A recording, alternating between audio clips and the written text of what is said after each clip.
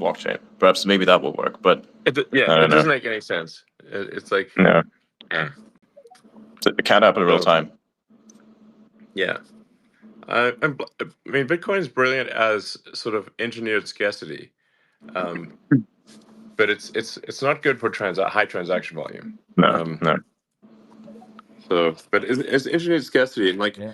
the sort of early papers are talking about it being called BitGold, which makes sense, sort of like as a sort of something superior to like gold in digital form. That's Bitcoin. Because that still hinges on the So value of energy that it costs to create it. So it's like, oh yeah, we have digital gold now. I think the Yeah. digital gold narrative works best because its transfer is insanely expensive because of fees you have to pay. But then, like, yeah, you have something like Doge, which is great for transactional. It's like perfect for transactional, actually. Yep. yeah, Doge is much better for transactional, and you want a bit of, you actually do want some amount of inflation, so because Yeah. like Bitcoin is deflationary, Mm. and and Doge, sort of oddly enough, is pretty good for transactions because you've got uh, you've got a fixed like 5 billion Doge growth per year, which is as a percentage actually drops over time. But it discourages hoarding. At least Yes. it's not saying Doge is perfect, but it's directionally better for large transaction volume. um, so pro Doge. And the Go Doge. inflation is consistent. It's not percentage based, right? So it gets Yeah, less and less exactly. every year. Yeah. It's again not saying definitely not saying Doge is perfect, but it just sort of randomly happens to be better for higher transaction volume situations.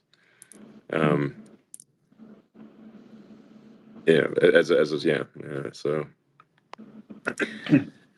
um, I mean, Yeah. with coins, you kind of have to pick and choose, right? It's either what is it, the latency, the security, or the decentralization, right? It's like you can't Right. possibly have Yeah, all the three. three. Yeah. Yeah, the trilemma. You got to pick two of three. Yeah, pretty much. Yep. Exactly. We'll see where the utility takes us. Yep. Yeah. What do you think about Ethereum? I always So, wonder about that. I don't like it at all, but like, what do you think about that, if I may ask? I mean, it's sort of. I don't know. I mean, first of all, I don't think about cryptocurrency very much, to be honest. So I'm Yeah. trying to get right. It's like Mars and cars. Mars Is and mostly cars. what I Yep. think about. Yeah. So,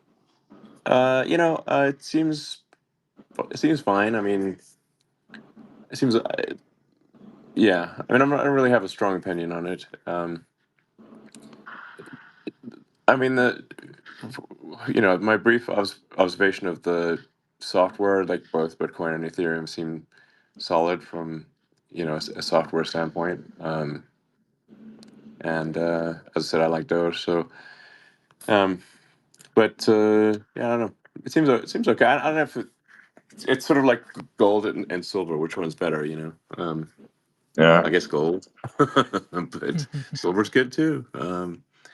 So have you seen that that parody of crypto? It was like that's these like I think it's like done by some Australians. Um, where it's like the first guy is like trying to explain to people that you shouldn't just barter things. You should exchange this shiny metal called gold. Um, you don't seen this? No, I don't think I've seen this. I haven't No. seen that one. Have you It's like a shared it at some Bitcoin. point? I don't know. Probably. Bitcoin Ethereum parody. It's really funny. Oh, okay. Let's see. I'll take it up. Where is it? Shoot. Oh, maybe it's harder to find than I realized. Well, you know what? It's probably it's sort of it's a gold silver parody,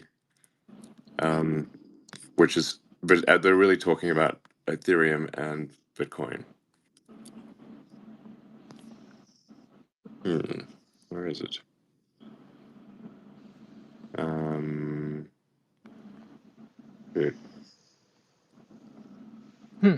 can't believe I'm having trouble finding this. Was this on X or YouTube or where was it? I think I saw it on YouTube. And it was. But you can imagine, like, let's say you're like sort of caveman times, and and you're trying to convince people that they shouldn't like exchange like chickens and sticks. Oh, I remember that video. Yeah, Yeah. and then instead of like say, exchanging like chickens and sticks and rocks, that they should, or, I mean, they should like take gold for a chicken instead of like here's this lump of shiny metal, and you should give me a chicken in exchange for it. And they're like, "What are you talking about? Why would we give you a chicken, like an actual food, in exchange for some shiny metal thing?" Okay, I think I found it. Okay, Yeah, I think I found it. can you share it via this complex sharing Uh, mechanism we have? Okay, just a sec. This needlessly complicated, obscure sharing mechanism that I didn't even know existed. Bro's like roasting his own platform. That's incredible. This is why we love X. Yeah. All right, I think it's this It's like, one. what a mess.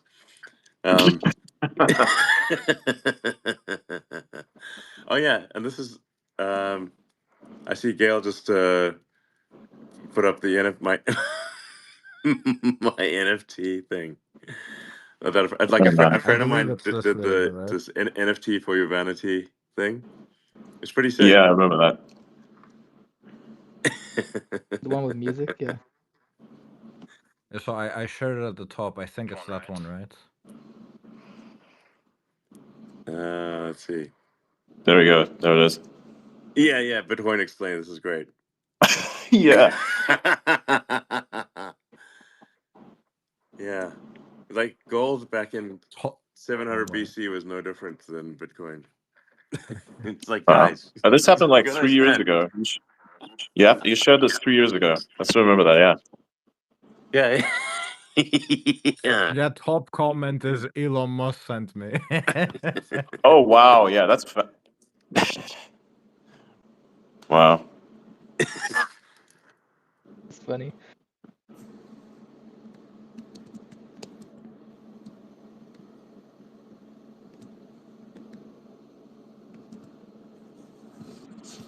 Beautiful. How was the rally today?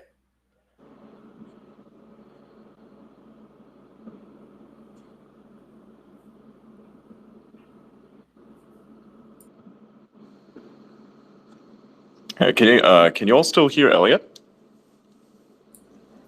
I just heard Yeah, I Testing? can. Yeah. hello. Yeah. So, Yep. go ahead. Mic check. Can you not hear him? No, I can hear him still. I was just wondering. Oh, okay. I can see Elon's little profile picture there, but there's no audio waveform bouncing up and down. Yeah. Yeah, I'm watching Like a that disconnect. video. I can't. The problem is you can't really tell if it's Yeah. Anyway, if it's a problem with spaces or if it's a problem with AJ, or you just left that. Yeah. Yeah. I briefly went to watch it, but then when I came to Spaces, the audio wasn't working when I came back. Yeah. Perfect. Yeah, you get that issue a lot with spaces. We do them like every day. We do So like I should think fix we that. do about 4 to 3 hours, sometimes 6 hours if we're extreme. But we like do this. We just have a conversation about anything. Yeah. We just have a conversation. That's all. And sometimes some really interesting people come up when we talk about AI or anything. Really anything, right? Sure. Yeah. But like some people just from called West The Point, the War Conversation. Institute, they came up. It was really cool. Conversation. Yep. It's very meta. If you join us, you'll find us I mean, bouncing around a lot. it is. It is funny to think about, like, what would the first person who said, you know what we should do, guys? We should exchange this shiny yellow metal called gold in exchange for actual things you can eat. And then it probably got a lot of uphill. Yeah. So Who was the first guy that was like, "What if I drank cow's milk?" Exactly. Like, how did you discover well, that exactly? no, I mean they discovered these things out of desperation. It's like Hmm. I mean, for most of our existence, we're just trying to not starve to death. So um, and if you're in like some like extra long winter somewhere in northern Europe, you can feed the cows, grass through the winter. Like if you kill a cow, then you just get to eat it, you know, for a couple weeks or whatever. Um, but you can store grass and keep the cow alive during the through the winter, and then get milk. Um, but I did sort of like, you go down like these internet rabbit holes of why the hell did people start drinking milk? Um, and the general theory is that actually in desperation, like everyone, like Europe would go through these many ice ages where it would, because you'd have a crop failure for like 7 years in a row, and it'd be like extremely cold. Um, and then most people would like most people would like starve to death, and then then people were like, well, let's try to drink milk, and and most people who drank milk got diarrhea and died. So then the ones that didn't get diarrhea and somehow survived developed lactose tolerance. So it wasn't that people didn't want to drink milk; they did, but they just got diarrhea and kicked the bucket in Yeah, the it's, winter. it's just natural selection, right? Like you have this giant It's like bring out filter. your dead. You either die from freezing or you What? die from the sickness from drinking the milk. But if you don't, Yeah, those are the ones that end up and actually evolve. So it's a very small percentage that makes it. But yeah, if you do, then you might make it. If you drink milk, you might just make it. yeah. Exactly. If you drink the cow's milk, you've got a chance, and if you don't drink the cow's milk, you're just flat dead. So um, that's how Wasn't that's that how lactose tolerance developed, and it's fairly recent. I think it's like traced to like 5,000 years ago or something like that. It's quite a recent mutation. wasn't that also how the Mongolians conquered half the universe? They would drink like the horse's milk. Yeah, it's like if you're fighting armies that have lunch wagons or like food wagons that have to like move slowly, and you're just basically drinking horse milk, and they're also like it's kind of gnarly that like cut the horse and put some of the horse blood in the milk. It's just like Hmm. rough. I mean, that sounds gross, man. Um, but like I think you like just the milk alone is not quite enough. Um, so they would they would put a little bit of horse blood into the milk, but it's just got to be like fucking rank, man. Um, Hmm. but the plus side is that you don't have to wait for the food wagon, because the food wagon is the horse. So you could just haul ass. And the Mongolian army wasn't. I mean, there wasn't. They would fight much larger armies, um, but they could just zip around like crazy, um, and not have to. And there was like, because any given army will move as fast as its slowest member, and if everything's fast, then you're just moving around like lightning. And speed is the greatest offensive and defensive weapon. So just think of like if you're in a boxing match and the boxer's moving at like a quarter of the speed of like if you're fighting someone who's moving in slow motion, it's not like even a contest. Um, so or if it's a chess game and you get two moves for every one move of the opponent, it's not a contest. You could beat Magnus Carlsen easily. So speed. Um, Hmm. yeah, and then and then they also had. I mean, if you got horse archers, and unless the other side's got really long range missile weapons, then you can just kite the boss basically. Um, you know, Okay. just kite the boss, man. It's like Makes sense. so you just stay out of range and kite the boss. Hmm. And I mean, and then you don't even need armor or anything. And I mean, if they do, if once they start getting long range missile weapons, it's a different story. But Um, like the Russians like finally overthrew the what they call the Mongol yoke in like 1400 or something like that, when they had like long range guns. But until then, they were just like, you know, under what's called they're called the Mongol yoke. So finally, like long range muskets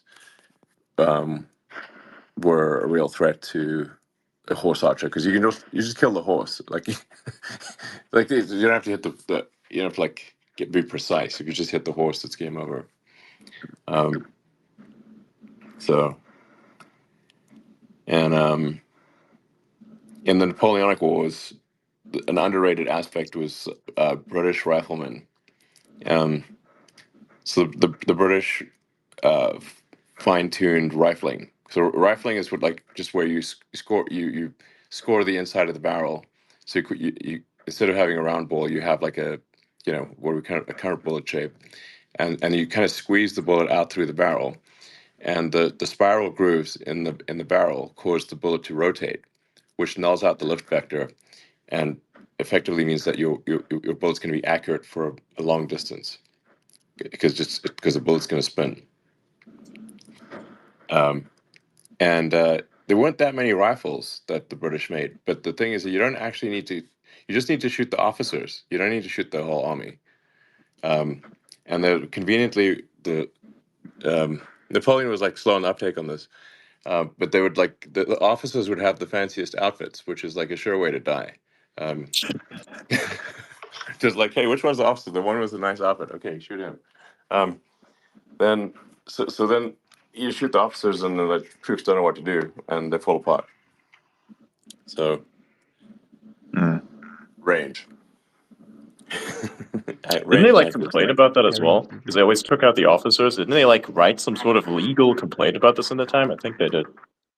Yeah, they thought it was not sportsmanlike to shoot the officers. uh, yeah, they're like, what are you supposed to just like massacre the troops and leave the officers alive? That's not very nice either. No. And then the crazy thing is, like, all the way up through World War One, the outfits, they still had brightly colored outfits until World War One, and then you realize, like, you just want your outfit to be mud colored. That's the best. That's the best color, and you don't want your officers to have any noticeable. They're going to be very subtle in which one's the officer, because they're going to be shot first.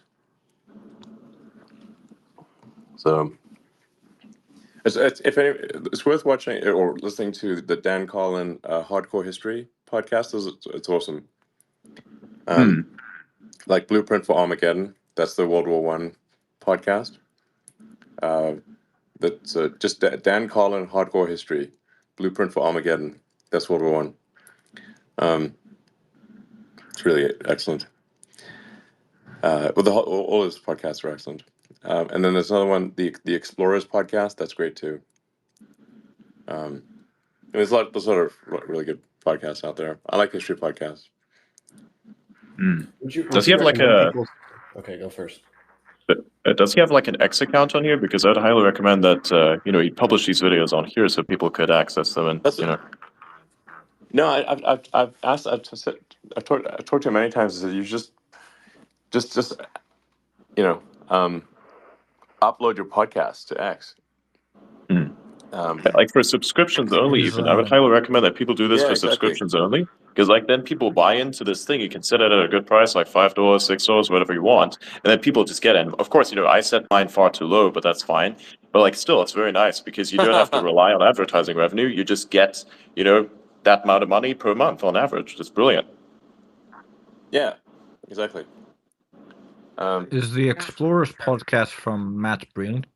Yeah, I think so. I think it's only one by one name, but it's really quite good. And you can, let's see, I'll double check. So if people were to start listening to Dan Carlin, would it be better to start with the Lex Friedman episode or just jump straight into his channel podcast? No, just jump in straight into hardcore history. Okay.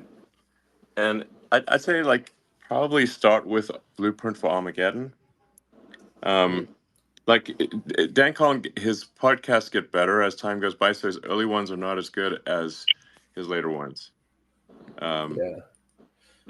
So, Is it like 30 and yes, episodes? and like Supernova in the East is. I mean, they get progressively better, and his voice is incredible. So, but it's all really good. So you can't miss really with Dan Collin. Supernova, and I'm just looking at like whatever I got here. Yeah, I mean I've listened to them all a few times.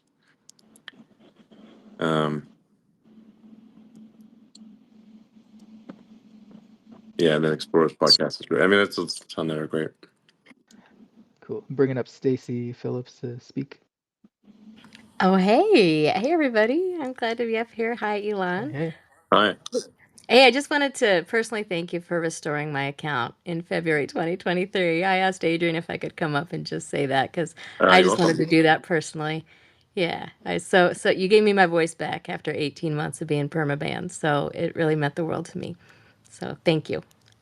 You're welcome. Yeah, I mean, our general approach is that this should not be perma bans.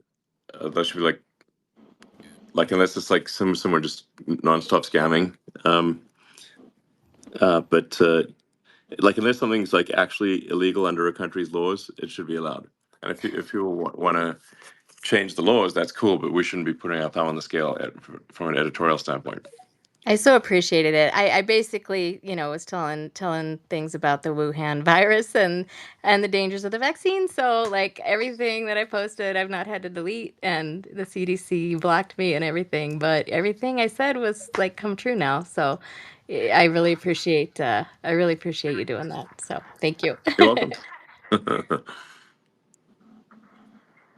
You're welcome. So. Yeah, the days of Twitter 1.0 were insane. Actually, it's funny because the only reason why I became very active on this platform is after you bought it, because then I realized, okay, you know what? I'm not going to get canceled if I say something that's slightly out of line. Because that's actually No. I've had this account since 2021, and I didn't do anything with it because I was just basically scared. So I was like, okay, what if I posted the wrong meme and then I get instantly suspended? Because that would be a small account, nobody would care, nobody would even know that it would be gone. So ever since the acquisition, I decided, okay, you know what? It's great. It's a little bit better now. Great. Yeah, my usage of it also like 10x'd since you took over. It's gotten much better in my opinion. Great.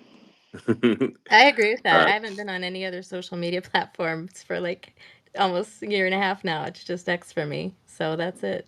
Thank you. Cool. You're welcome.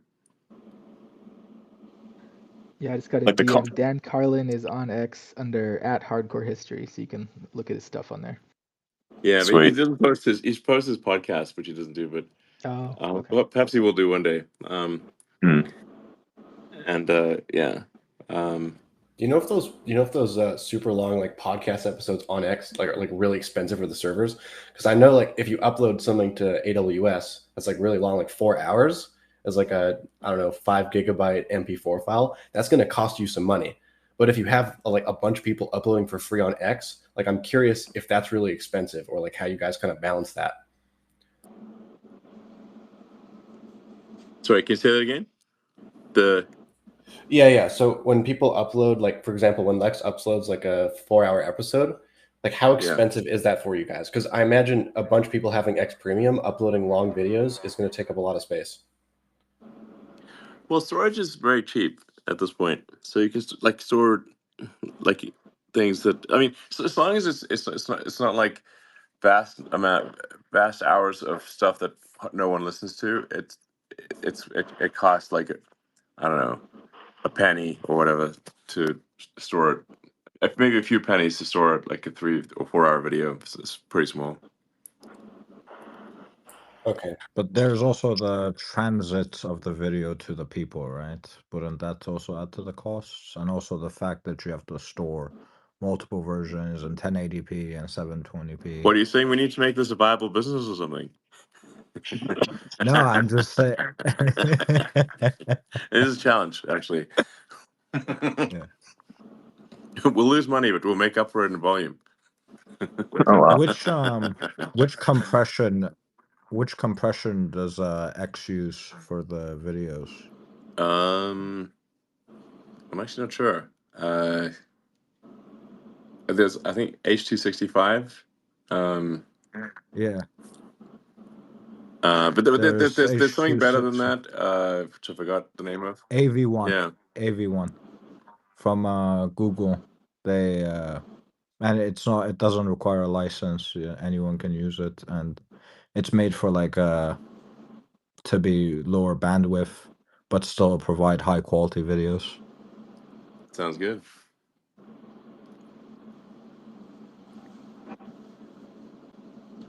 Yeah. Yeah. This conversation's great.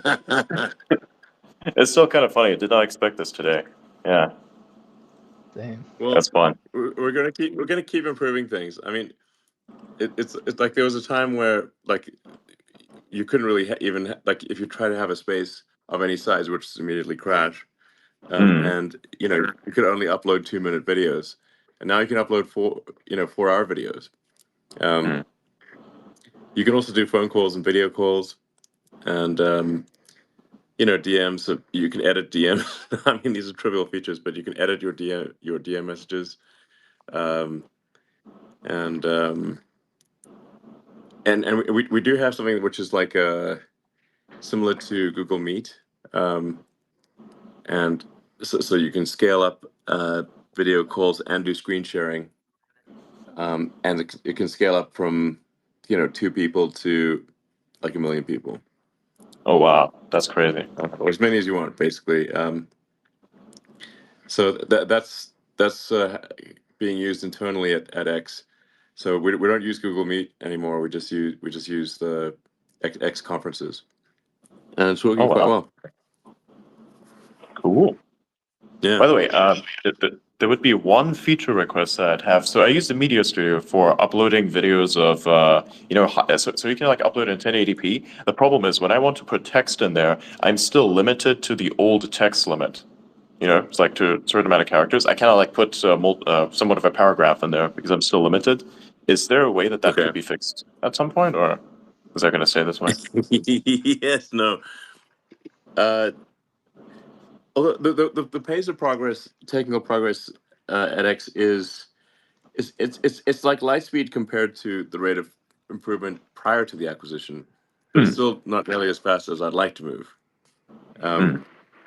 But people forget, like, remember, like before the acquisition, like they spent like a year to have an edit button, and it's like God knows how many years it took to go from 140 to 280 characters. Yeah, exactly. Things really speed up when you don't have 10 managers for one decision. Yeah, exactly. 2 lines of code per year. Nice. Yeah. Like the feature release was like practically, it was hardly anything for quite a while. I mean, now you can also do like super long posts, and you can do rich text posts, articles and stuff. So, yeah, and we've made a lot has happened. It's it is quite difficult though, because it's like moving into a house, and it's like an old house with a lot of issues, and then it's you kind of fix it like one little piece of the house at a time, but ideally you'd level the house and just build a new one, because you're still like Just make the tip of yeah just make the tip of the house pointier. exactly. It's we're kind of like fixing the bus while it's barreling down the highway at 100 miles an hour. So if you want to like change the wheel, you better like everyone move to the other side of the bus while we ride on 3 wheels and change the other wheel. It's like quite difficult just to keep the code stack from working on a day-to-day basis, and it doesn't just work. It's just it wants to break all the time. I can So imagine it being very hard to generate a whole new code base to do a lot of the same features you're doing here. So yeah, it's kind of like you're just fixing the bus as it's barreling down the highway because you're trying to stick with what you have, but just upgrade stuff fast, right? well, we need, yeah, like, there's like whatever 260, 270 million daily active users, from all around the world, and like 500 million maybe 600 million monthly, and like if you say unique users, it can like it's probably like, I don't know, 900 million, a billion who will use, over the course of like a 3-month period. It's like close to a billion users. So, you can't like have the whole thing stop. It's a real time system. So, um, you're sort of forced to somewhat painfully upgrade it one piece at a time. But with some things we are building from scratch. Like, so we're rebuilding the whole direct messaging and audio video calling stack in Rust from scratch. And then we'll at some point switch out the whole DM stack for the new Rust based version. I've been annoying everyone on the stage about Rust for like half a year. You need to start knowing Yeah. the government about it too, hey? I mean, once people start programming in Rust, they seem to stay in Rust. There are lots of memes about this, yes. Yes. Yeah. I mean, I did most of my programming in like C and C++. Well, and so like I sort of think in C. But and, like there are a lot of jokes. It's like if like if you're stranded on a desert island, just start talking about C++, and a a Rust programmer will come out of nowhere and talk to you about Rust.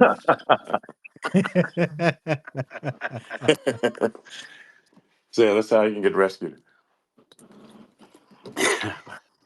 Hey, Oh, wow. Elon, awesome speech today at the event. A quick question, like by removing ads for verified accounts, yet paying the creators, how far are you from profitability, and what are the main revenue sources going forward for X? Revenue? What's that?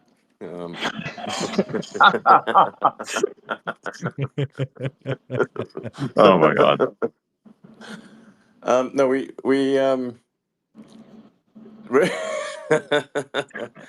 well, it's worth noting that even before the acquisition, Twitter had net negative cash flow over its over its existence.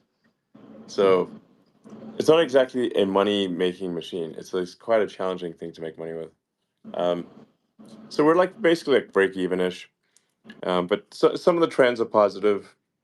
We're starting to see some of the major advertisers are returning, um, and so that's helpful. And we're getting slowly approved for money transmitter licenses. I mean, for the financial regulatory structure is extremely burdensome. Like it's just gotten crazy, crazier every year. So, but long term, probably the payment, X payments or the X financial stuff will be super majority value of the company. So the sort of social media advertising will be valuable, but it's probably ends up being like 20, like a fifth or a quarter of the value of the company. Money's just information. So if you have like a real time system like this, it's a sort of natural to just add money to it because money's just information. And you can think of the monetary system as a series of heterogeneous databases based on like a lot of it's still legacy COBOL running on mainframes that are batch processed. It's not real time. Even the credit card system is like it gives the appearance of real time, but the reconciliation is batch, so it's delayed by days. And it's not secure. Like the ACH system is incredibly insecure. It's sort of archaic. The monetary system isn't like a laborious pile of legacy bloatware. And so it's like, just think of like, okay, well, any given monetary system, it's like it's like a from an just think of it like in terms of information theory. Like, so the better system is the one that has that's more real time, has lower latency, lower packet loss, and you can think of like packet loss as like fraud or anything that's an error in the system. Is like just it's just a reduces, like, it's reduced signals noise.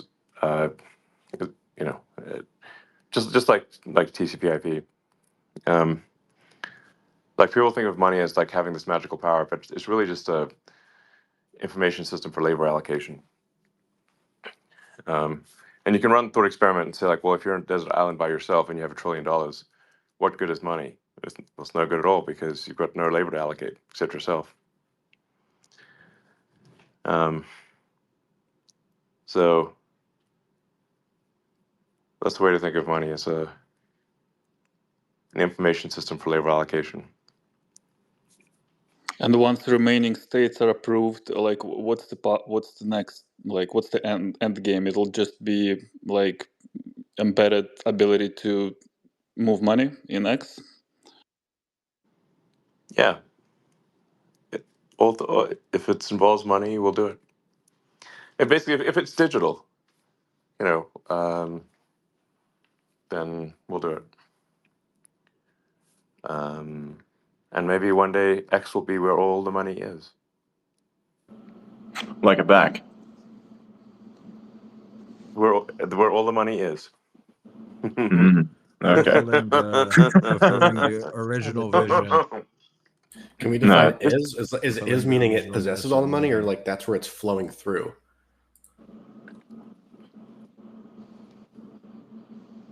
Well, like I said, you should think of money like it's like a database.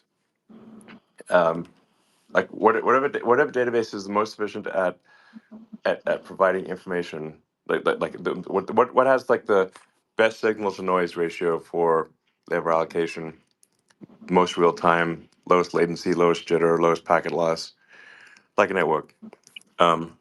If done right over time, that will be what is used. Whatever the best database is will win. This is like sounding probably quite esoteric to most people, but because people are used to thinking of money as having some sort of intrinsic power. But like I said, you can just run the thought experiment. If you're alone on an island with $1 trillion, it's useless, because there's no labor to allocate. You don't need a database if it's just yourself. So but in a complex society, it appears to have power because it's you can draw upon the labor of others with this information by exchanging information in the form of money. So money is just compressed labor. System for labor allocation. Yeah. It's like an information system or database for labor allocation. And if people say, like, what about capital? Well, capital is just distilled labor. It's all labor at the end of the day.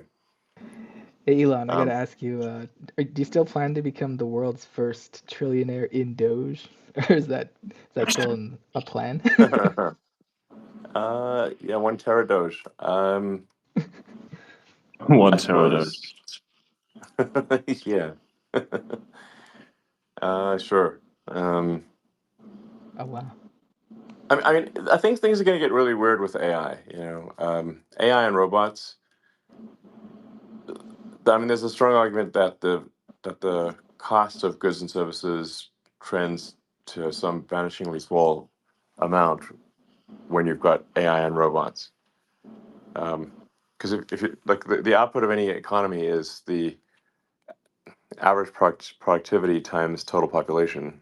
But That's you just the output of increase any the given total economy. population and the productivity per because you have Exactly. like robots acting. So Yes. yeah. So this kind of points to UBI, doesn't it?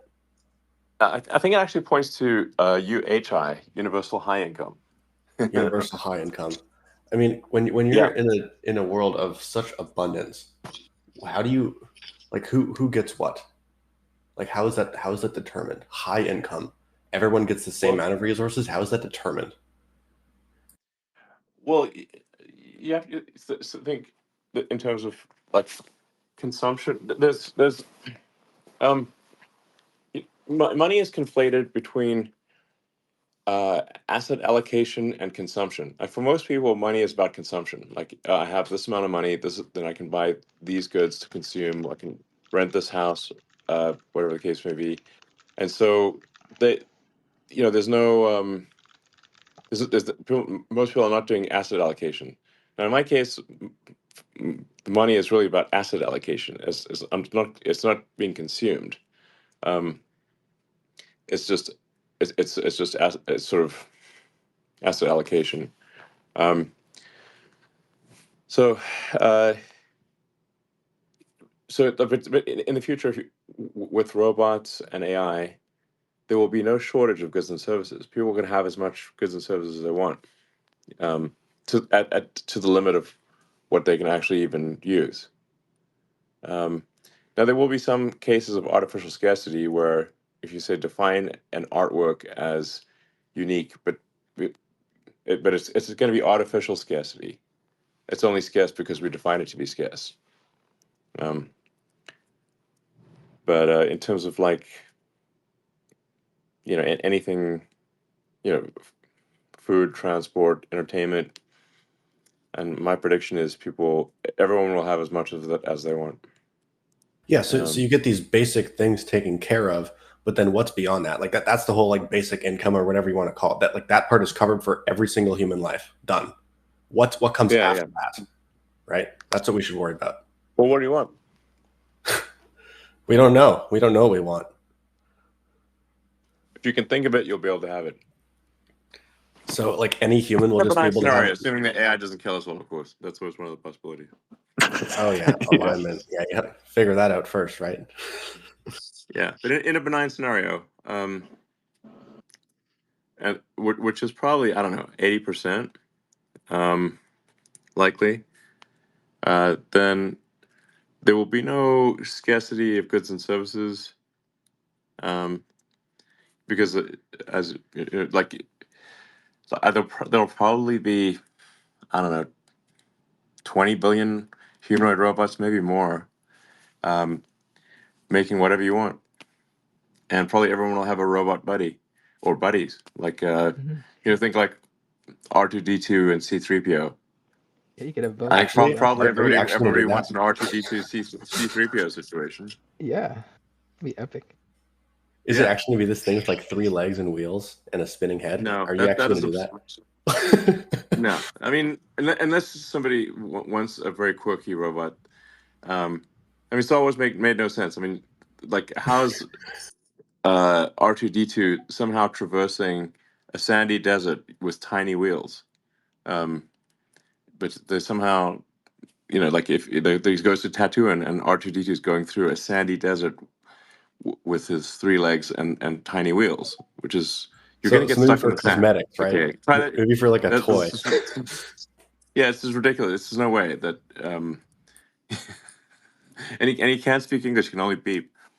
Yeah. So then I'm curious, like, what are your projections for all the Tesla Optimus robots? Like what are your? I know you have a kind of a tendency of making unrealistic projections for what's to happen in the future, but I'm curious, like, what do you realistically think?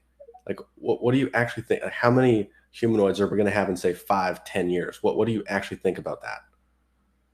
Well, I mean, what are these unrealistic predictions of the future? Like, what tends to happen is, like, I make many predictions of the future. The ones that I am optimistic about from a time standpoint get reported as mispredictions, but the ones where I get it correct are not mentioned by the media. So, for example, when Tesla, I said we'd build the Giga Shanghai factory in a year. We built it in 11 months. and it's the highest efficiency, fastest single line vehicle production system in the world. But you probably didn't read about that. No, it's hard. It's hard to get all the information. Because the media is a negativity filter. They'll print everything negative in bold headlines and almost nothing positive, and then that gives you the wrong impression. So, but how would these companies have gotten to where they are if my predictions of the future were not in general so a lot extremely of them accurate? are correct, and some of them aren't, as highlighted by the negative part of the media. Yeah, but then there's also You can think of intelligence as the ability to predict the future. Yes. And the creation of value in a company as the ability to predict the future. If you cannot predict the future accurately, you know the company is not going to be valuable because you will make a bunch of dumb moves. But you know, SpaceX and Tesla are pretty valuable. So, and you know, for Starlink, I don't see anyone predicting that SpaceX would have 2/3 of all active satellites on Earth and be delivering 90% of all Earth mass to orbit this year, 6% being done. The remaining 10%, China will do 6%. The rest of the world will do 4%. Now my predictions are at times optimistic, and if I wasn't somewhat pathologically optimistic, then I wouldn't be doing the things that I'm doing.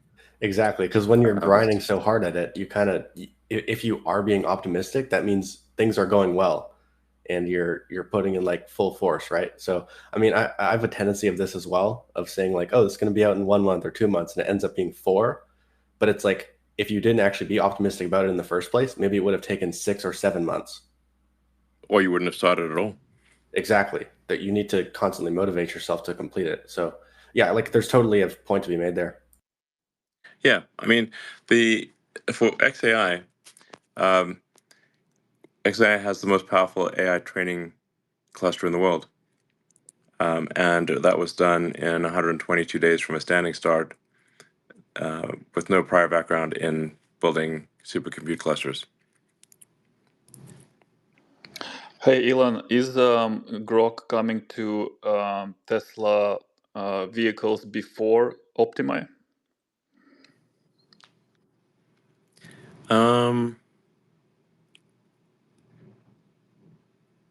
Well, I'm not sure what you mean by that, but yeah, I think you'll be able to ask Grok things in Tesla. Sure, makes sense. Yeah. Would they be run locally, or would they be run through No. through the API? Through the API. Yeah. Right. Yeah. There's I mean, these AIs are. I mean, they use quite a bit of inference compute, and then you kind of batch up the requests, fill up the memory, the caches, and then serve a whole bunch of requests from a very large amount of memory. So at least the current Tesla inference compute is not well suited for that. In the future, it may, but not currently. So yeah. What about hardware 3, like FSD on hardware 3? Sorry, guys, I can't. The Tesla quiz is I'm gonna have to depart. Yeah. No more Tesla quiz. Yeah, it's a little bit exciting. He focuses primarily on the Tesla thing, so it's like an untapped gold mine, so to speak. But yeah, we know. Yeah, no worries. Yeah, actually, I'll I need to hit the sack here. It's like quite late. Elon, can I just ask you how your Neuralink monkeys are doing now? Our monkeys are great. Good. Yeah, the sort of government inspector came by at one point, and she said that our animal sort of enclosures or our sort of it's just the nicest one she'd ever seen in her entire career. That's great. Thank you. Yeah. Cool.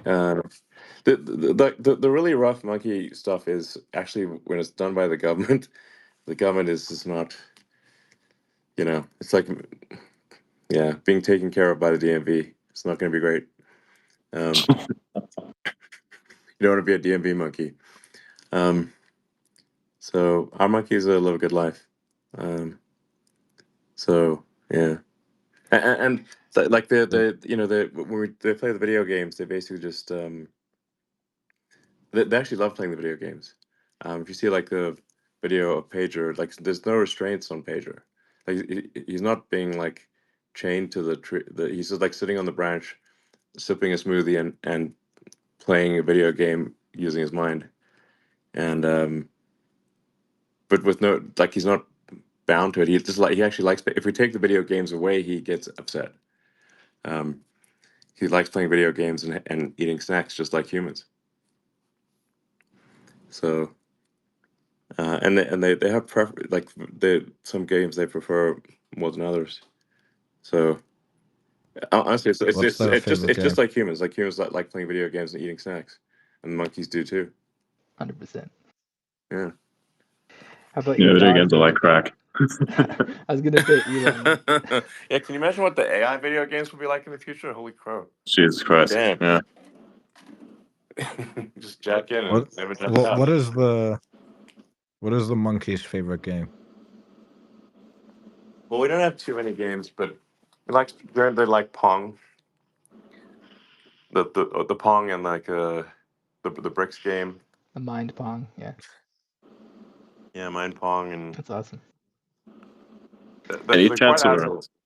Anyway, I gotta get this out, guys. So Yeah, cool. Yeah. Have a good Well, night. thanks for coming, man. Thanks for This coming. is it's a lot of Have a fun. good night. Good night, man. Cheers. Sleep well. Thanks, all Elon. right, good night. My monkey brain needs to sleep. Yeah. So it can play Yeah, video dude. games in the morning. I don't know. So whatever. Yeah, sure. All right. Good night. All right, good night, man. Good talking. Sleep well. Good night, Elon. Yeah, good night. Good night.